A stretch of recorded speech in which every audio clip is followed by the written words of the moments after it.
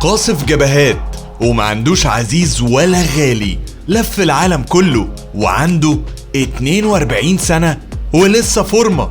طبعا ده الأسد السويدي زلاتان إبراهيموفيتش. إبراهيموفيتش مش مجرد لاعب عادي، بعيدا عن موهبته وقدراته البدنية الخارقة، عنده قصة كبيرة قوي ومعاناة ومأساة ومرض وحروب. في النهاية خلقت منه لاعب يخوف الكل، وكفاية تصريحاته اللي بتوضح قد ايه انه مش بيهمه اي حد. في طويلة وعالية هنحكي لك قصته واحكم بنفسك، هو يستاهل الضجة دي ولا لا؟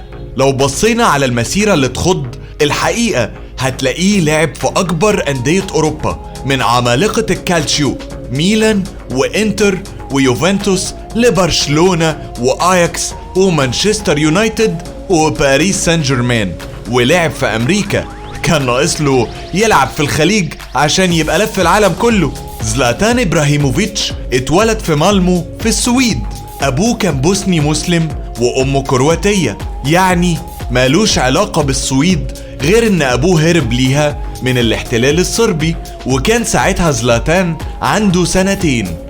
بعدها أبوه وأمه انفصلوا بسبب إن أبوه كان مدمن للكحول، وده كان سبب في إنه يعيش طفولة صعبة ويتصاب بمتلازمة الهزال، وده مرض بيسبب ضعف للجسم نتيجة أزمة نفسية.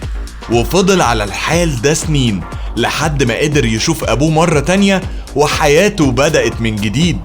زلاتان وهو صغير انضم لنادي مالمو سيتي، وكان ساعتها في سن المراهقة، وده سنة 1991. وكان بيحاول كل فترة يسيب النادي ويروح لأصحابه اللي كانوا بيتاجروا في الممنوعات، وكانوا عاملين تشكيل عصابي.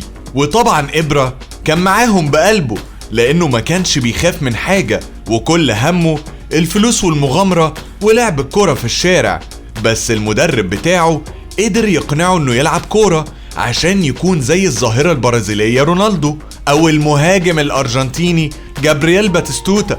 وبعد 4 سنين اتصعد إبراهيموفيتش للفريق الكبير في نادي مالمو، وبدأت رحلته مع كرة القدم. مشواره مع الاحتراف بدأ سنة 2001، ووقتها راح لنادي آياكس في هولندا، وكان زميله وقتها أحمد حسام ميدو. وبعد 3 سنين راح زلاتان لنادي يوفنتوس الإيطالي، وسعره كان 16 مليون يورو. وبعدها راح للأفاعي إنتر ميلان في 2006 ب24 مليون يورو. وفي 2009 إبرة راح يشوف حظه مع جوارديولا في برشلونة مقابل 69.5 مليون يورو، بس بسرعة قوي رجع على الميلان في إيطاليا على سبيل الإعارة. ومن ميلان راح على باريس سان جيرمان الفرنسي في 2012 مقابل 21 مليون يورو، ومنه راح لمانشستر يونايتد اللي كانت أهم نقطة في مشواره، بعد ما قدر أخيرا إنه يحقق البطولة الأوروبية الأولى والوحيدة ليه في مسيرته.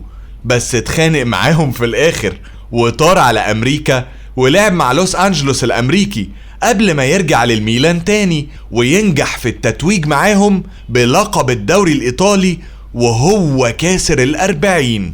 رغم المسيرة دي كلها والنجاحات اللي بيحققها والسفر بين دول كتير، إبراهيموفيتش ملوش صحاب ولا حبايب.